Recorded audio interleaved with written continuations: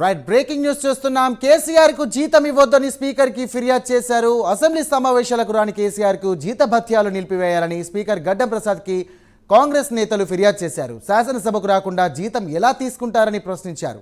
ఇకనైనా కేసీఆర్ ప్రతిపక్ష నేత హోదాలో అసెంబ్లీకి హాజరైతే గౌరవంగా ఉంటుందని కాంగ్రెస్ నేత దర్పల్లి రాజశేఖర్ అన్నారు.